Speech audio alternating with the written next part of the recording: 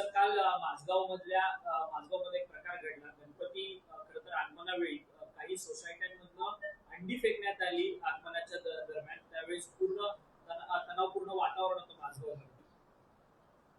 आम्ही नेहमी बोलत आलेलो आहे की आपल्या देशामध्ये भाईचारा, सर्वधर्म समभाव, गंगा जमिनी तहजीब बोलणारे आणि भुंकणारे काही कुत्रे आहेत. आता ते नेमकं कुठे लपलेले आहेत हा प्रश्न मला ह्या निमित्ताने विचारायचा आहे. आपल्या ह्या राष्ट्रामध्ये अगर गंगा जमुना तहजीब आणि भाईचारा असेल तर ज्यांना ईद आणि मोहरम साजरा करण्याचा अधिकार आहे त्यांना गणेश उत्सव आणि हिंदू सण त्याच पद्धतीने हिंदूंना साजरा करण्याचा अधिकार नाही आहे का?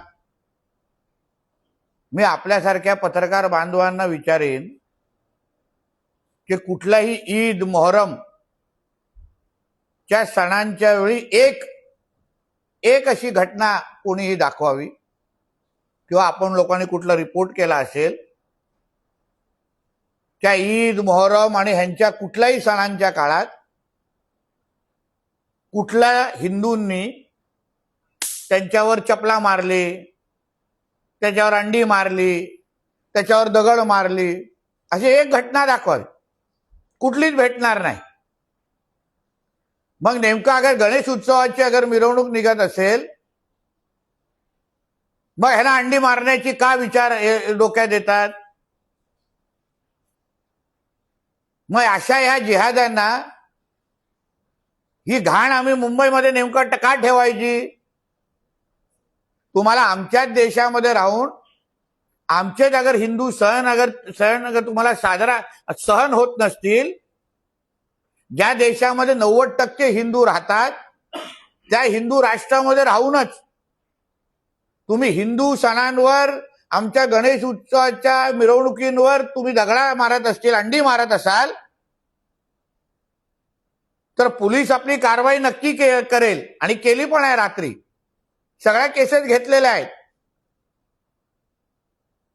पण हिंदूंच्या ज्या भावना आहेत, हिंदूंवर जे सातत्याने अशा पद्धतीचे ज्या प्रकार होतात,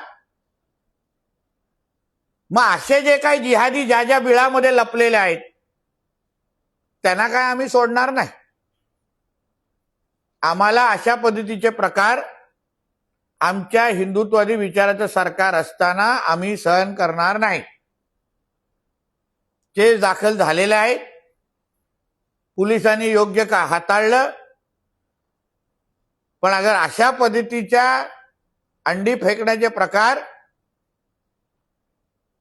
हिंदू सणांवर होत असतील, आमच्या गणेश उत्सवाच्या मिरवणुकावर होत असतील तर ईद पण कुठेतरी येते ह्याच्या लक्षात ठेवावं. ईदचा दिवस पण येईल, मोहरमचा दिवस पण येईल. आमच्या भगवद्गीतेमध्ये शस्त्र उचलण्याची पण मुभा दिलेली आहे. धर्म रक्षणासाठी, धर्माच्या रक्षणासाठी शस्त्र उचलू शकतो असं आमच्या भगवद्गीतेमध्ये लिहिलेलं आहे, लक्षात घ्या. म्हणून आम्ही कायद्याचं पालन करण्याचा सगळा ठेका हा काय फक्त हिंदूंनीच घेतलेला नाही. सर्व धर्म समभाव, सेक्युलर फिक्युलर हे सगळे जे काही टेप रेकॉर्डर चालवणारे हे जे काही कोण कार्टे आहेत ना, मग ते आता कुठल्या वेळात लपलेले आहेत.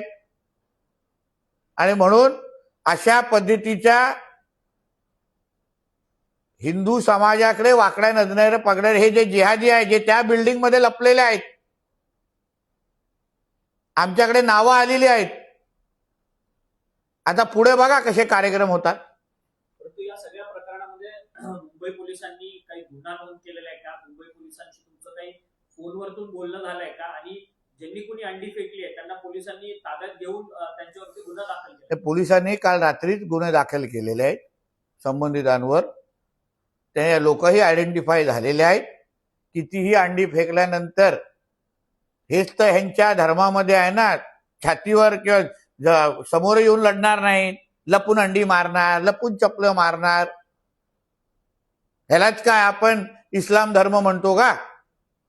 दुसऱ्या धर्मांवर, दुसऱ्या धर्माच्या सणासुदीवर, उत्सवांवर दगडी मारणं हे तुमच्या कुराणमध्ये लिहिलंय का? सांगावं त्यांनी आम्हाला.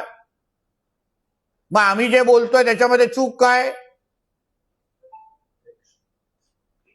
आम्ही जी हिंदूंची बाजू घेतो त्याच्यामध्ये चूक काय हे सांगावं आता.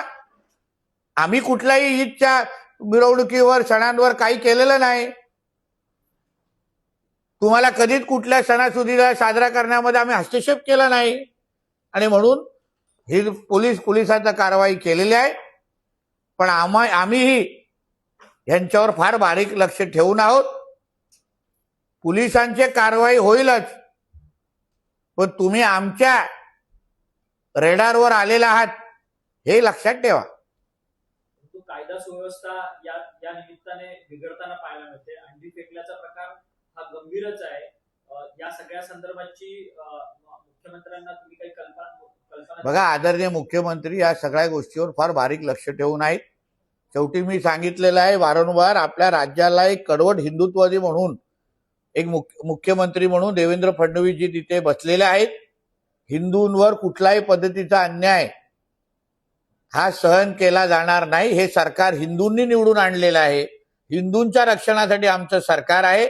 म्हणून अशा जिहाद्यांना कोणीही त्यांच्या पाकिस्तानमध्ये अब्बा बसून अगर सुरक्षेला देत असतील, हवा भरत असतील, तर ह्या जिहाद्यांच्या या हिरव्या सापांना ठेचण्याचे सगळे कार्यक्रम आमच्याकडे आहेत, हे लक्षात ठेवा.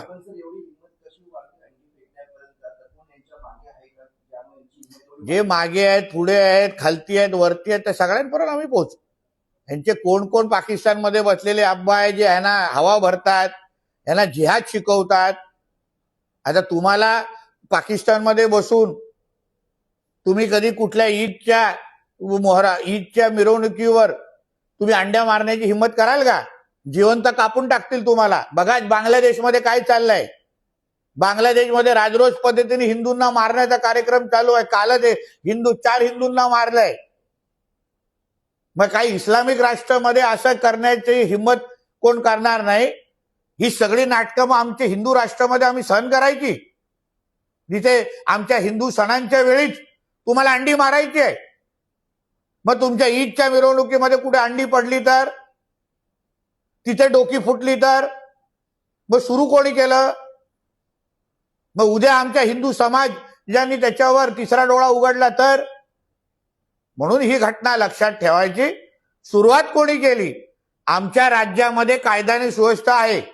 लोकांचं हिंदू समाजाचं आदरणीय देवेंद्र फडणवीसांवर विश्वास आहे. पण तुम्ही अगर आम्हाला परत परत डिवचत असाल ना, तर मग आम्हालाही तिसरा डोळा कधीतरी उघडायला लागेल, लक्षात ठेवा.